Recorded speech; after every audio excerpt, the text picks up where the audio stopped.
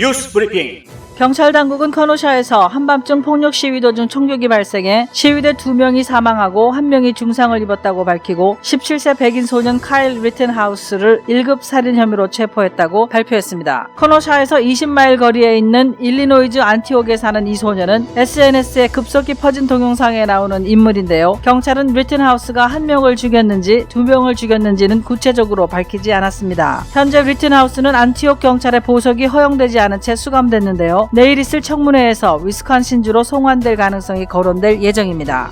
제이콥 블레이크 피격 사건과 관련해 커노샤 경찰은 여전히 입을 열지 않고 있는 가운데 위스콘신 주 법무부는 이번 사건의 연방시민권 조사를 개시한다고 밝혔습니다. FBI가 이 사건과 관련해 인권 침해가 있었는지를 조사하는 것인데요. 경찰을 상대로 한 수사가 시작됐다는 것을 의미하는 것이어서 주목됩니다. 위스콘신 주지사는 커노샤의 주 방위군을 기존 250명에서 500명으로 늘린다고 밝혔고, 트럼프 대통령은 트위터에서 미국의 거리에서 약탈, 방화, 폭력, 불법 행위를 그냥 두지 않을 것이라며 에버스 주지사의 동의를 받아 법과 질서를 지키기 위해 연방법집행관과 방위군을 커노샤에 보낸다고 말했습니다. 어젯밤 커노샤는 무장한 민병대가 자리를 비워 시위대와의 충돌은 없었지만 시위대는 법원과 정부 건물 앞에 모여 나흘째 시위를 이어갔습니다.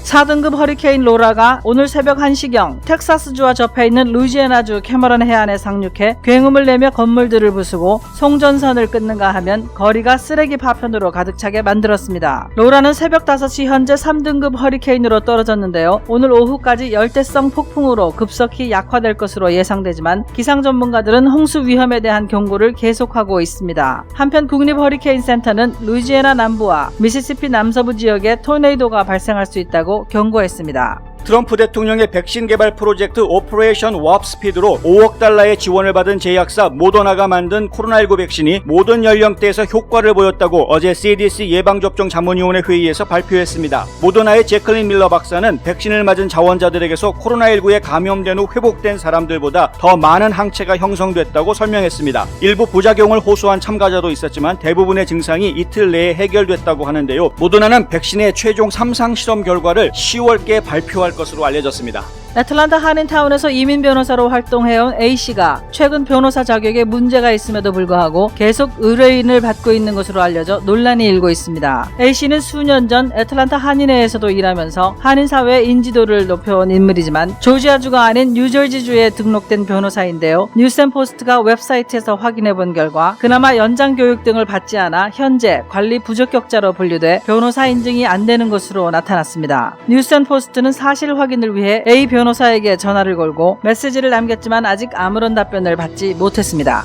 국토안보부와 FBI 그리고 사이버사령부가 어제 사이버 금융 범죄 합동 경보를 발령했습니다. 북한 해킹단체 비글보이즈가 지난 2월부터 전 세계 은행들을 대상으로 현금 자동 입출 금기 시스템 등을 노린 현금 탈취를 재개했다는 것입니다. 합동 경보 발령 부처들은 2015년부터 한국과 일본을 포함해 38개국 금융 전산망이 비글보이즈의 표적이 됐고 지금까지 20억 달러를 훔치려고 시도한 것으로 추정된다고 밝혔습니다.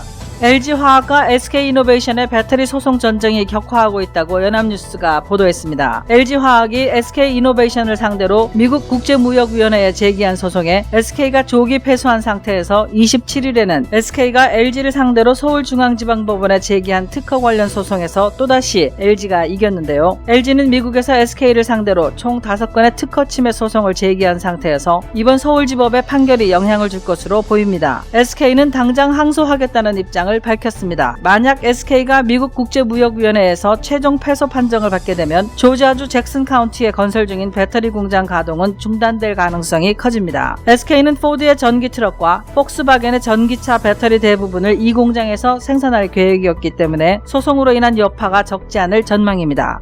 최근 일본 선박이 좌초하면서 1000톤 이상의 기름이 유출된 인도양의 섬나라 모리셔스에서 돌고래 18마리가 집단으로 폐사했다고 AP/AFP 통신이 보도했습니다. 모리셔스 수산부는 돌고래 사체를 부검한 결과 일본 선박 기름 유출 사고와는 연관성이 없다고 밝혔는데요. 환경단체들은 믿을 수 없다며 좌초한 선체에 있는 유독성 물질이 원인일 수 있다고 주장하고 있습니다. 문재인 대통령은 27일 개신교회 지도자 16명을 청와대로 초청해 간담회를 가진 자리에서 코로나19 재확산 사태와 관련해 특정 교회에서 정부의 방역 방침을 거부하고 방해를 하고 있다고 말했습니다. 전광훈 목사가 이끄는 사랑제일교회를 가리킨 것입니다. 문 대통령은 국민들에게 미안해하고 사과라도 해야 할 텐데 오히려 지금까지 적반하장으로 음모설을 주장하면서 큰 소리를 치고 여전히 정부 방역 조치를 거부하고 있다며 강하게 비판했습니다. 문 대통령은 방역은 신앙의 영역이 아니고 과학과 의학의 영역이라는 것을 모든 종교가 받아들여야만 할 것이라고 강조하고 교회의 고통 감수와 방역 협조를 당부했습니다. 한국금융위원회는 27일 임시금융위 회의를 열고 공매도 금지를 6개월 추가 연장하기로 의결했습니다. 이에 따라 공매도 금지 조치가 내년 3월 15일까지 연장됩니다. 대상은 유가증권, 코스닥, 코넥스 시장의 전체 상장 종목입니다. 공매도는 주가 하락이 예상될 때 주식을 일단 빌려서 판 뒤 주가가 내려가면 주식을 사서 갚는 방식으로 차익을 실현하는 투자 기법입니다. 금융위는 지난 3월 코로나19 사태로 폭락 장세가 이어지자 6개월간 공매도를 금지했는데요. 최근 코로나19 재확산 상황이 심상치 않아 공매도 금지를 추가로 연장한 것이라고 설명했습니다. 경험과 실적이 증명하는 김효지 부동산 전문인. 절세의 지혜를 나눠드립니다. 이상회계법인. 당신의 편에서 보험사를 상대해주는 제이슨 문 손해사정사. 학자금과 대학 입시 상담은 AGM 인스티튜트. 안녕하십니까, 홍성고 기자입니다. 오늘도 커노샤에서 벌어지고 있는 시위 사건 얘기해야 되겠는데요. 지금 나흘째 시위가 계속되고 있습니다. 다행이라고 얘기해야 될지는 모르겠지만 어젯밤에는 별다른 사건이 없었습니다. 민병대가 그 전날 있었던 총격 사건 때문에 충격을 받았는지 어젯밤에 나타나지 않았답니다. 그래서 시위가 있기는 했지만은 민병대와의 충돌, 또 경찰과의 충돌은 그렇게 크지 않았던 것으로 알려져 있습니다. 자, 새로운 사실이 나왔는데요. 17살짜리 소년, 저희 좀 충격입니다. 아직 미성년자인데 이 17살짜리 소년 카일 위튼하우스라는 이 학생이죠. 젊은 학생이 고등학교 이제 졸업할 나이인데 총을, 그것도 AR-15 소총을 들고 시위 현장에 나가서 쏘는 바람에 그 총탄에 맞고 사람들이 이제 죽었다, 이렇게 된 겁니다. 사망자가 2명으로 나왔습니다. 그리고 한 명이 지금 중상인 상태인데요. 그 2명의 사망자가 다 리튼하우스의 총에 쓰러진 것인지 아니면 그 중에 한 명만 그 총을 맞은 것인지는 아직 확인이 안 된 상태입니다. 리튼하우스는 지금 자기가 살고 있던 마을에서 이제 잡혀가지고 그쪽에 그 구치소에 지금 수감되어 있는 상태인데요. 그게 위스콘신주가 아니고 일리노이주랍니다. 그 위스콘신주에서 한 20-30마일 정도 거리에 있다고 하는데요. 바로 그 주 접경 지역에 있는 것 같습니다. 어쨌든 그 지금 주가 다르기 때문에 이 관할 지역이 달라서 이제 그쪽 지역에서 지금 수감이 돼 있는 상태고 보석은 이제 허락이 안 돼 있다라고 하는데 어쨌든 수감돼 있는 상태를 일리노이주에서 이제 위스콘신주로 이감해야 되는 지금 그런 절차가 있는 것 같습니다. 아마 내일 공청회에서 그 이야기가 오고 간다고 하니까요. 아마 내일 결정이 되면 주말 중에 이감이 이루어질 수 있을 것이고 그렇게 되면은 좀 더 자세한 수사 결과가 주말이나 아니면 다음 주 초쯤 나오게 될 것 같습니다. 이제 지금 페이스북이 난리가 났습니다. 페이스북에서요, 그 민병대들을 모았던 그 장소가 바로 페이스북이었기 때문에, 그리고 우리 민병대가 또 이름까지 붙였더라고요. 커노샤 가드라고 해서 아주 커노샤 수비대 이런 식으로 그 이름을 딱 붙여놓고, 자, 도대체 경찰 인력이 우리 재산을 제대로 보호를 못 해주고 있으니 우리라도 스스로 나서서 이 도시를 지키자. 사람들 모여라 해가지고 사람들을 모았고요. 사실 그래서 그날 밤에 총격이 있었던 날 밤에 무장한 시민들이 거리에 나왔던 거더라고요. 근데 이 페이스북이 그 사실을 파악을 하고 해당 그룹을 삭제했습니다. 그리고 이 총을 발사했던, 그래서 지금 잡혀져 있는 리튼하우스, 이 학생 리튼하우스의 계정, 페이스북 계정도 지금 삭제한 상태고요. 지금 페이스북도 지금 이렇게 조치에 나설 정도로 사태가 지금 심각합니다. 전국에서 지금 들불처럼 여기저기에서 관련 시위들이 벌어지고 있고요.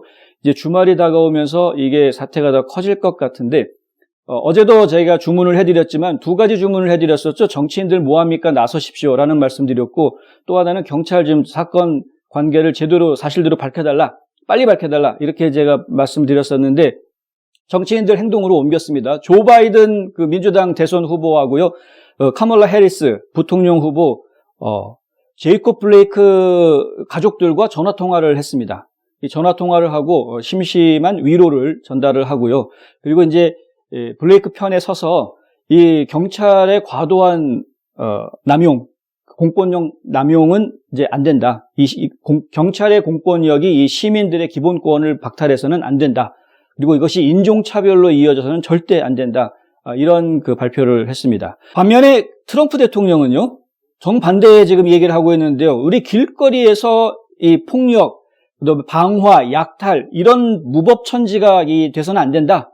그래서 이거는 법과 질서를 바로잡기 위해서 경찰력 파견하겠다. 그리고 군 병력 파견하겠다. 뭐 이렇게 발표를 했습니다. 실제로 그 주지사가 발표한 바에 따르면 지금 주 방위군 병력을 500명으로 늘리겠다. 지금 커노샤에 배치된 병력을 그렇게 하겠다는 거죠. 첫날, 사건이 터졌던 첫날 125명 배치했는데 그 다음날 250명으로 늘렸었거든요.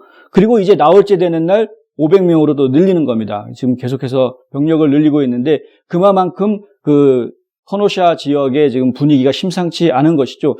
저희가 SNS에 올라와 있는 동영상들을 이렇게 좀 면밀하게 살펴봤더니요, 사실 사태가 상당히 심각한 것 같습니다. 그냥 낮에도요, 길거리에 나와 있는 시민들끼리 서로 간에 논쟁이 많이 벌어집니다.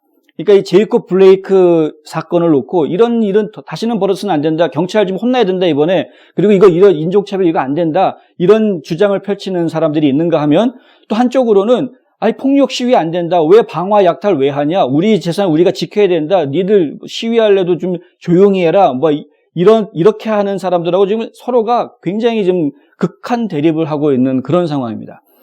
사실 엊그제 터졌던 그 총기 사건도 결국에는 경찰 진압에 의한 총기 사건이 아니라 민간인들 사이에서 무장을 한 시민들, 그 민병대가 결국은 시위대와 맞붙으면서 벌어졌던 사건이었기 때문에 이 시민들 간의 극한 대립, 이걸 어떻게 해결해야 되느냐 하는 문제가 있습니다.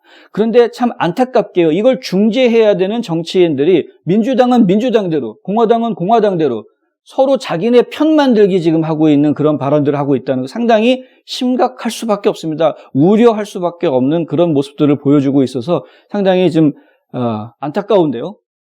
중재를 좀 해줘야죠.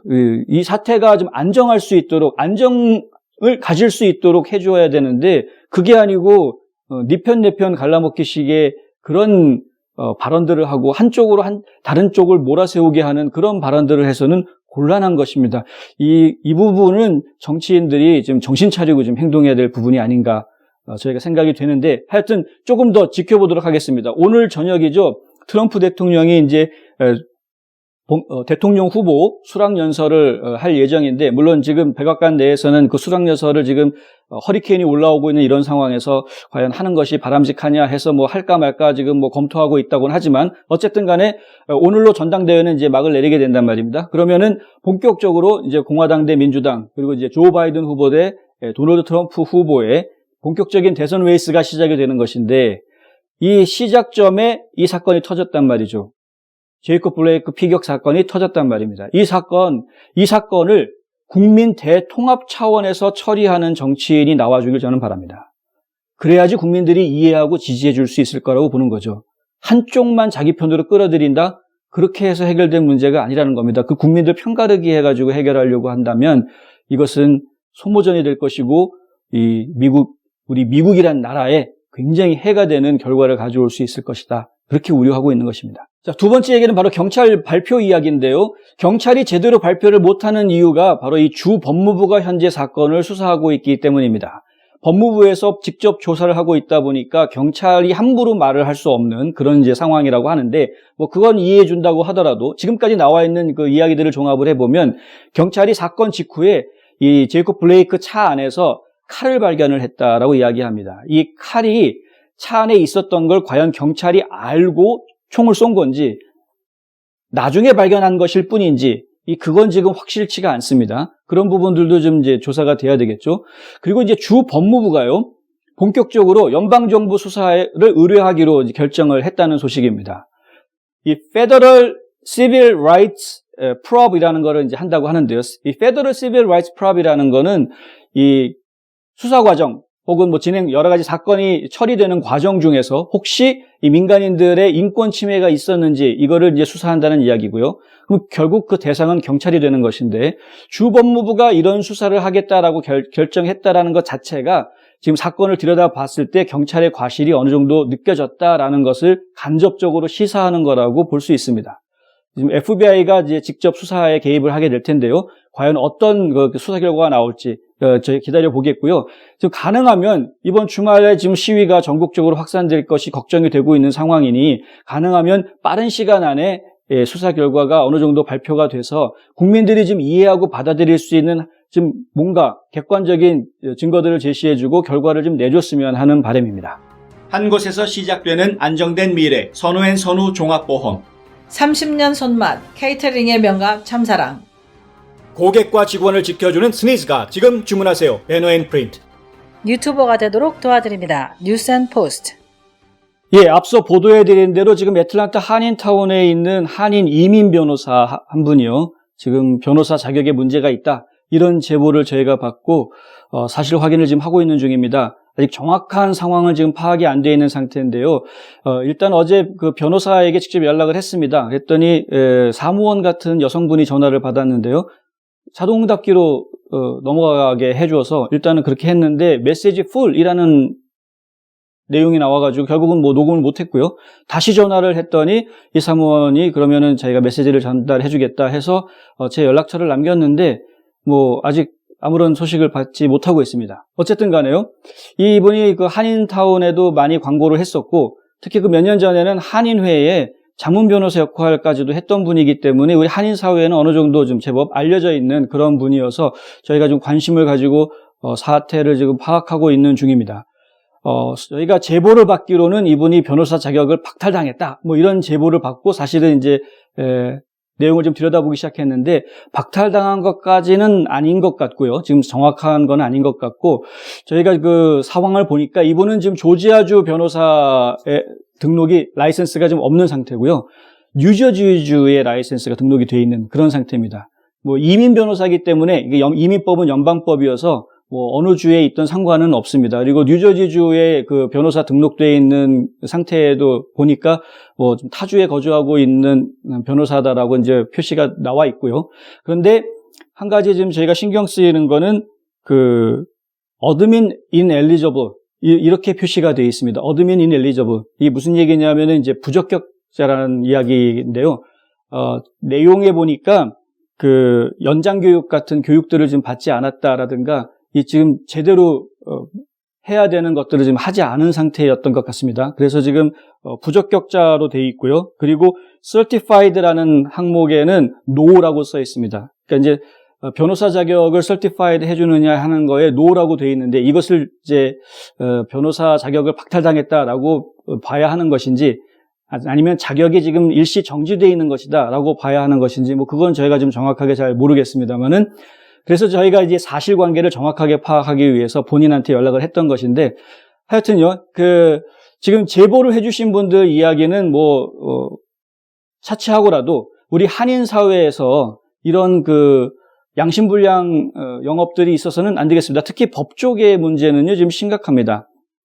기억하시는지 모르겠는데 몇 달 전에 FBI에서, 애틀란타에 있는 FBI에서 그런 발표를 한 적이 있었습니다. 변호사를 사칭하고 움직이는 사람들 단속하겠다.